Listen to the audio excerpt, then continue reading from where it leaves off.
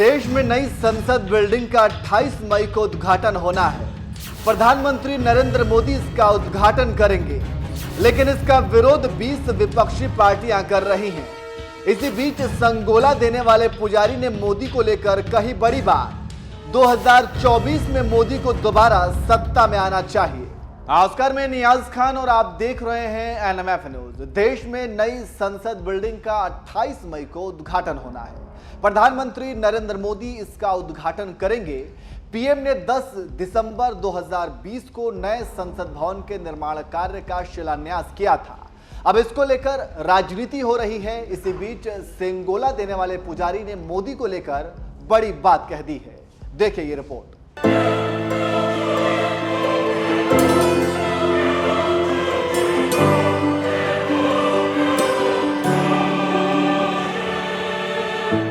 देश में नई संसद बिल्डिंग नई राजनीति का अखाड़ा बना हुआ है, क्योंकि नई संसद भवन का उद्घाटन कौन करेगा, इसको लेकर सरकार विपक्ष के बीच तलवारें खींची हैं। विपक्ष का आरोप है कि इसका कायदे से उद्घाटन राष्ट्रपति महोदय को करना चाहिए, लेकिन प्रधानमंत्री कर रहे हैं और बस इसी से 20 विपक्षी पार्टियां उद्घाटन का बहिष्कार कर रही हैं। इसी बीच राजतंत्र के प्रतीक चिन्ह सेंगोला को लेकर भी बहस हो रही है। खबरों की माने तो मदुरै अधिनियम के 293वें प्रधान पुजारी की ओर से 28 मई को नए संसद भवन के उद्घाटन के दौरान प्रधानमंत्री नरेंद्र मोदी को राजदंड सेंगोल भेंट किया जाएगा। मदुरै अधिनियम के प्रधान पुजारी श्री हरिहर देसिका स्वामीगल ने कहा कि पीएम मोदी को वैश्विक सराहना मिली है और देश में सभी को उन पर गर्व है। उन्होंने ये भी कहा कि नरेंद्र मोदी को साल 2024 में एक बार फिर प्रधानमंत्री के रूप में लौटना चाहिए। स्वामीगल ने एनआई से क्या कुछ कहा, पहले आप सुनिए। வெள்ளையன் ஆண்ட பொழுது நம்ம சைனாக்கு போக முடியாது. சைனாக்கு போகணும்னா சீனாட்ட போய் கைலாயத்துக்கு போனால் சீனாட்ட போய் அனுமதி பெற்று தான் போகணும். அது யாரும் வந்து கவர்மெண்ட்லாம் அதை கவனிக்கவே இல்லை. நரேந்திர மோடி வந்து தான் அதை விட்டு இப்போ நம்ம சைனாட்ட கேட்க நம்ம நேரடியாக போக அது முயற்சி பண்ணி அது வெற்றி கண்டார். அடுத்தது அயோத்தி ராமர் கோயிலில் கட்ட முடியுமான்னு சீனை சொல்லி கொண்டு இருக்கு. இப்போ கெட்ட ஆரம்பித்தாச்சு. கும்பாபிஷேகம் நடக்க போகுது.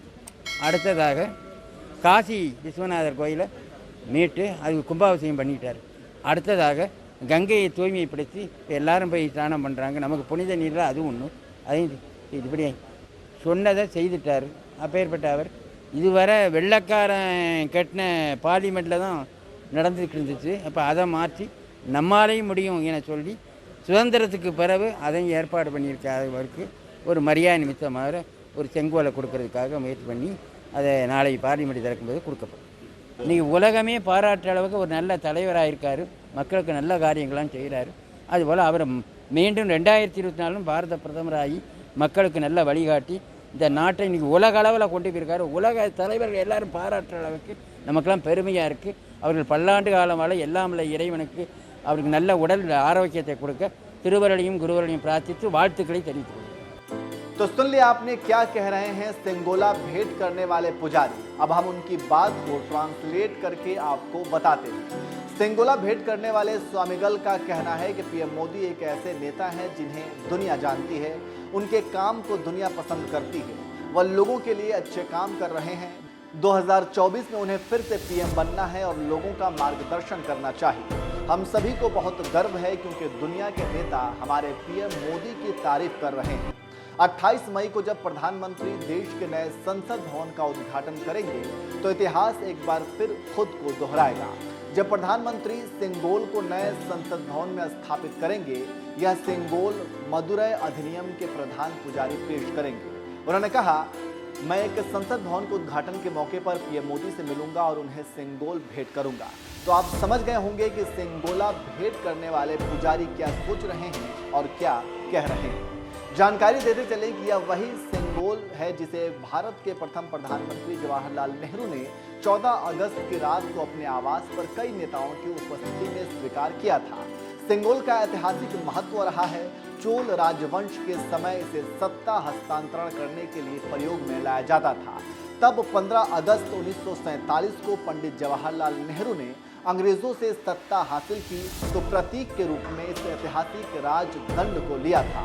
अब वही सेंगोल मदुरै अधिनियम के पुजारी पीएम मोदी को सौंपेंगे।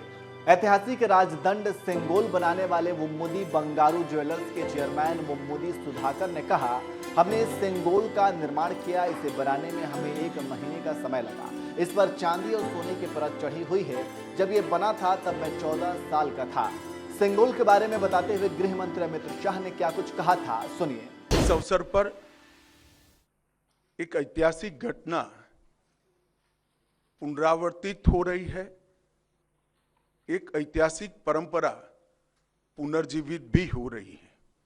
अभी स्क्रीन पर आप एक सुंदर वस्तु को देख रहे हैं।